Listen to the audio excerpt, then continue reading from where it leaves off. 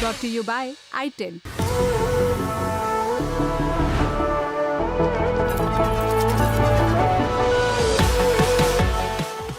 24 अगस्त शनिवार का दिन केंद्र सरकार ने सरकारी कर्मचारियों के लिए एक यूनिफाइड पेंशन स्कीम जिसका नाम यूपीएस है, इसे लॉन्च किया।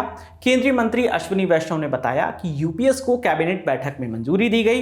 इससे करीब 23 लाख केंद्रीय कर्मचारियों को फायदा होगा। इस योजना के तहत अगर कोई कर्मचारी न्यूनतम 25 साल तक काम करता है तो उसे नौकरी के आखिरी 12 महीने का जो बेसिक पे है उसका 50% बतौर पेंशन मिलेगा। वहीं अगर किसी पेंशन भोगी की मृत्यु हो जाती है तो उस वक्त उस कर्मचारी को जो पेंशन मिल रही थी उसका 60% हिस्सा उसके स्पाउस को मिलेगा। वहीं अगर कोई कर्मचारी 10 साल के बाद नौकरी छोड़ देता है तो उसे 10,000 रुपये पेंशन मिलेगी। नौकरी के साल के हिसाब से कर्मचारी को ग्रेच्युटी भी मिलेगी। इसके अलावा रिटायरमेंट पर एक मुश्त राशि भी दी जाएगी। इसका कैलकुलेशन कर्मचारी के हर 6 महीने की सेवा पर मूल वेतन यानी बेसिक पे और महंगाई भत्ते के 10वें हिस्से के तौर पर किया जाएगा।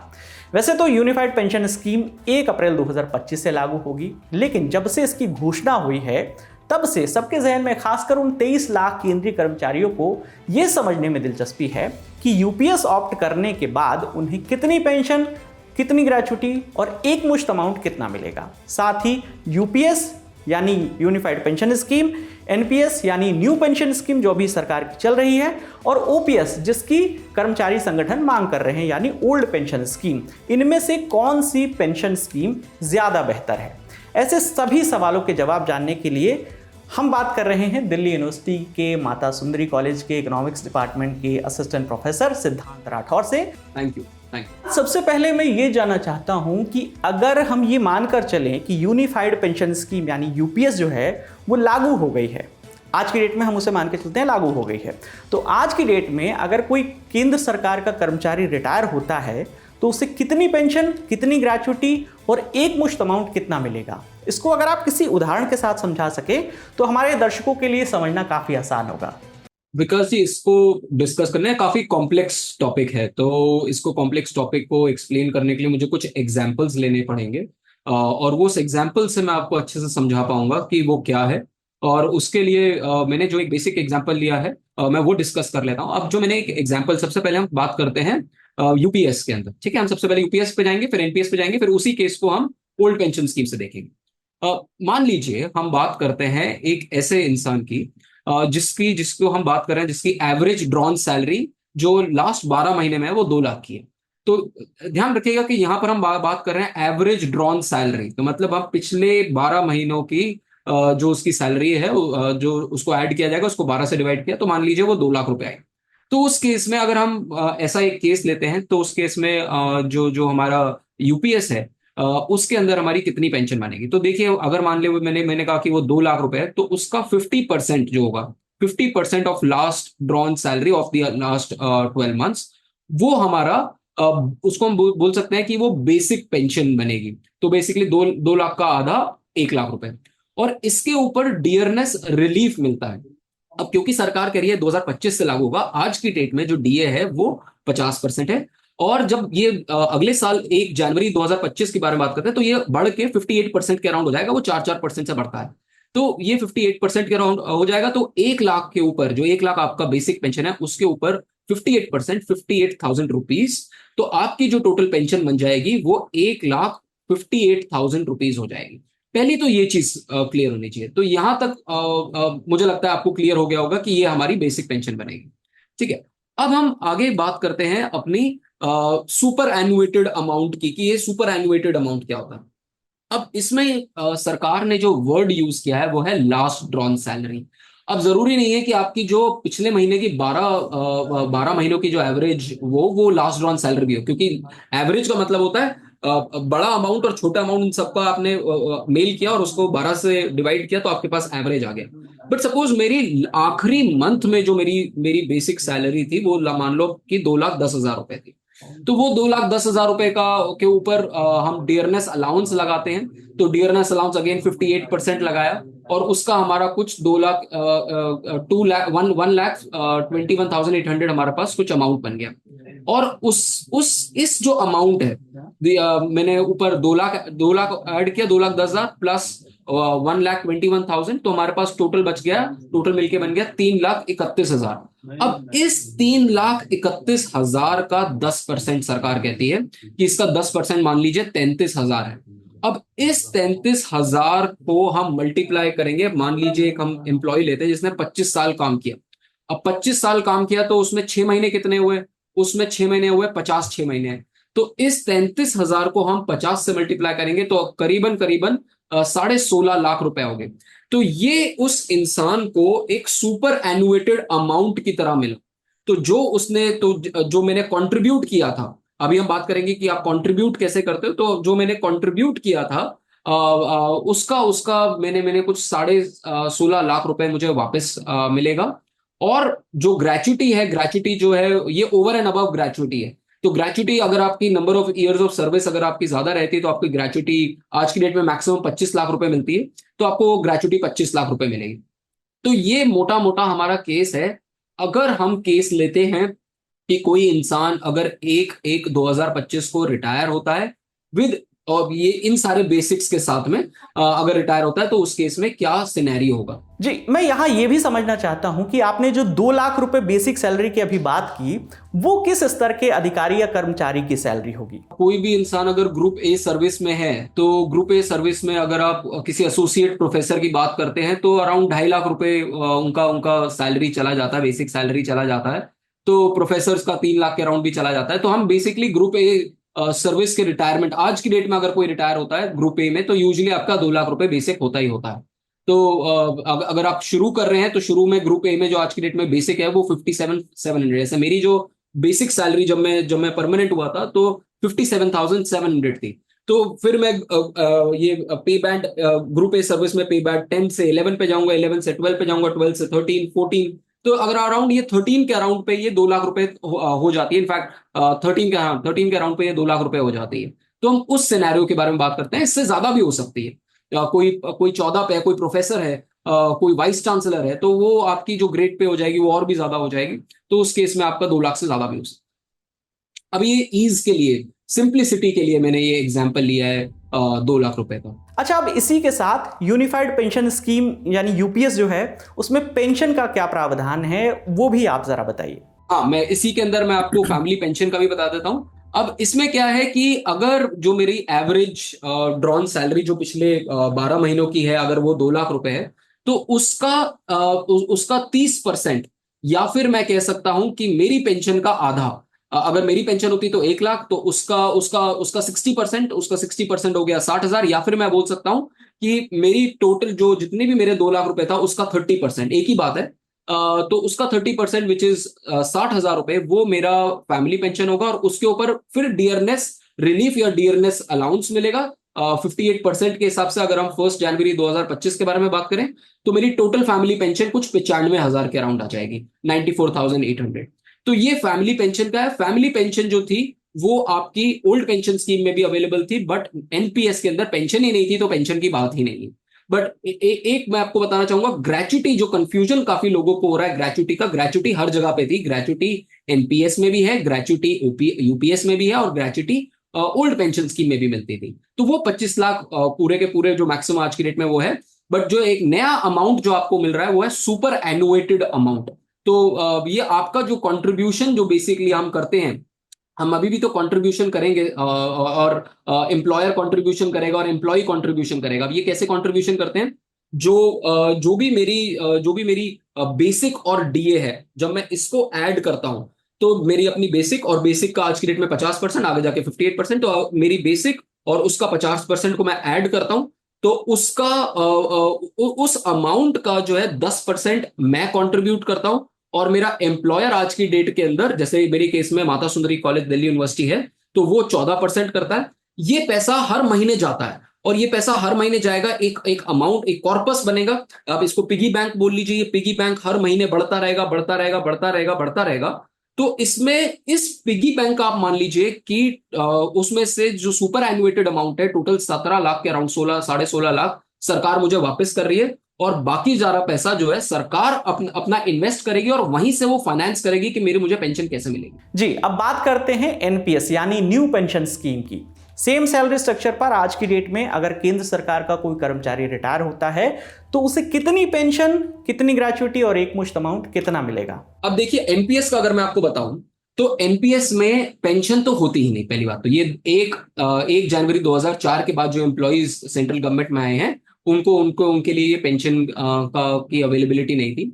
तो उनके लिए क्या था कि जो भी मेरा बेसिक है, ठीक है, मान लीजिए मेरा मेरा बेसिक अब 2 लाख रुपए मान लीजिए, तो मेरा बेसिक अगर 2 लाख रुपए तो उसका 50% 1 लाख रुपए डीए हो गया। तो ये जो 3 लाख रुपए है, इस 3 लाख रुपए का और ये monthly, by the way monthly मैं बता रहा हूं, इस 3 लाख रुपए का 10% जो है मैं कंट्रीब्यूट करूंगा 30,000 रुपए, और उसका 14% जो है वो employer Mata Sundari college Delhi university contribute करेगा।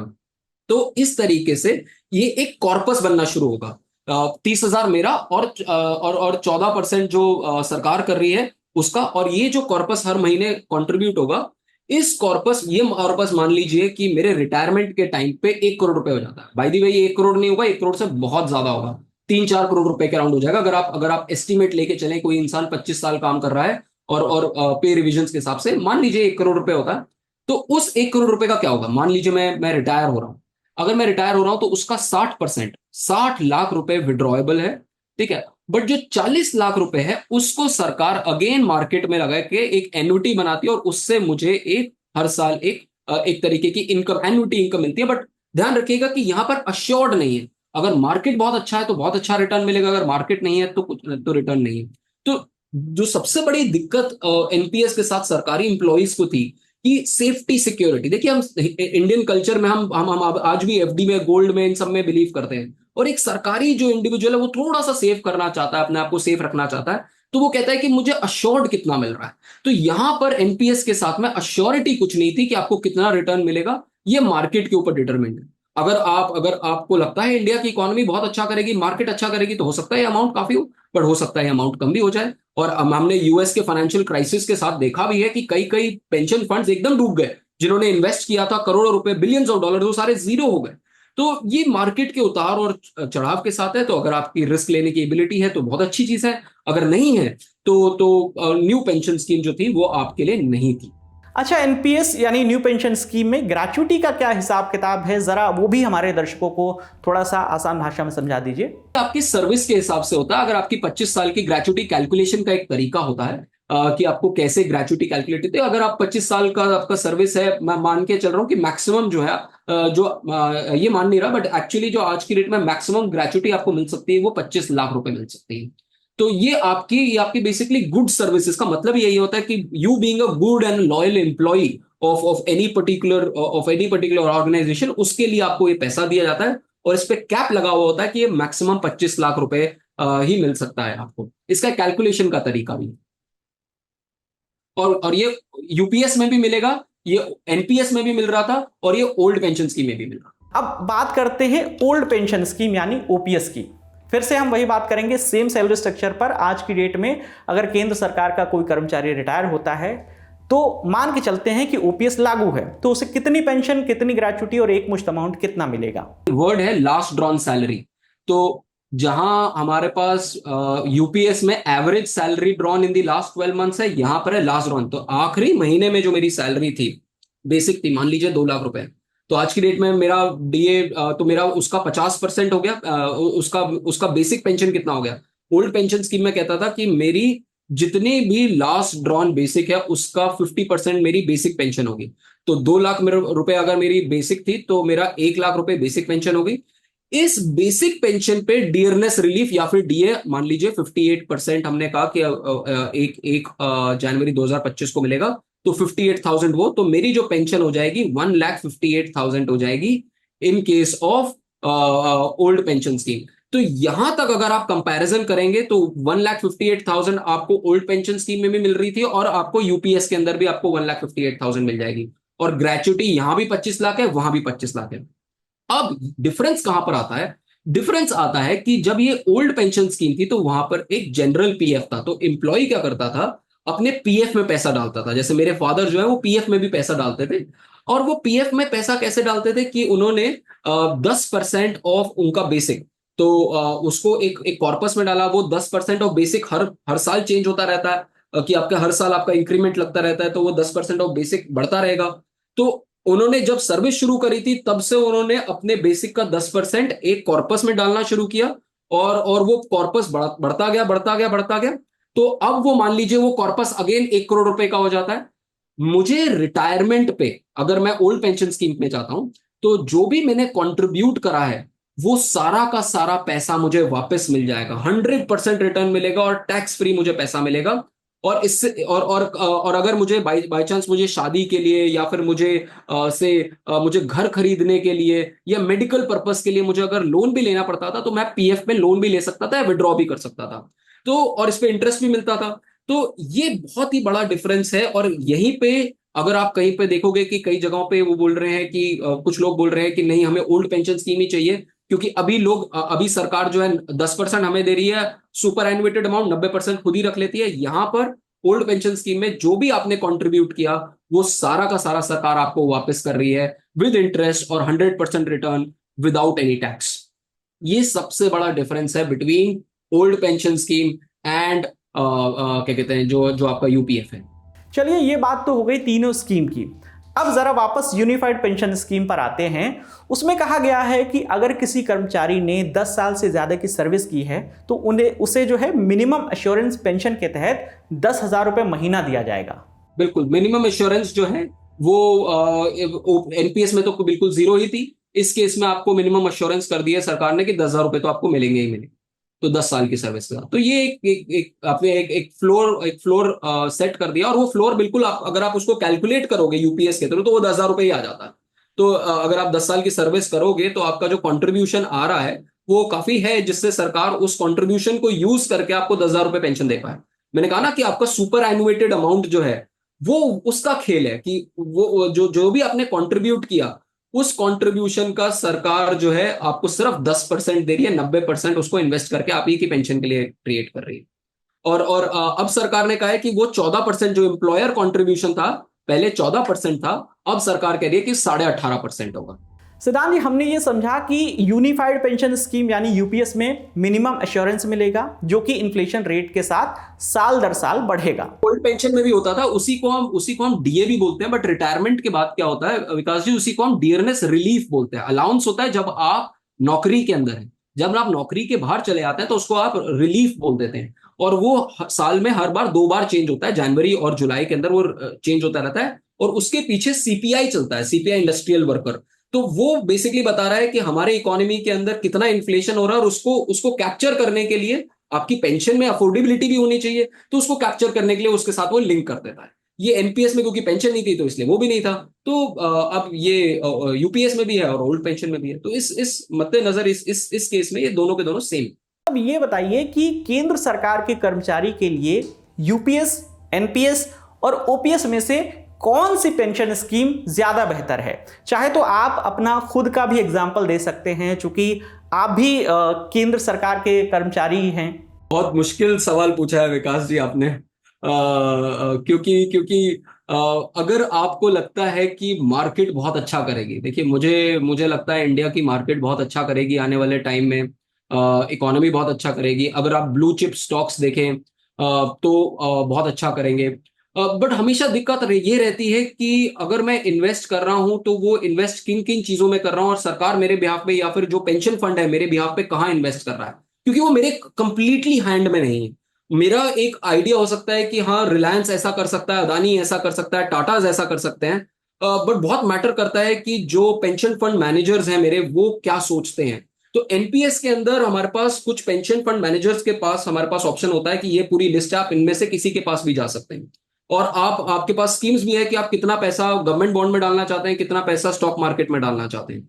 तो अगर आपको लगता है कि हाँ स्टॉक मार्केट बहुत अच्छा करेगा, ये म्यूचुअल फंड और ये जो पेंशन फंड मैनेजर हैं बहुत अच्छा वर्क कर सकते हैं, तो एनपीएस आपके लिए, एनपीएस विद द फैक्ट कि आप वो पैसा स्टॉक मार्केट में ज्यादा लगा रहे हैं, तो वो इक्विटी वाला रिटर्न आपको हो सकता है ज्यादा दे दे।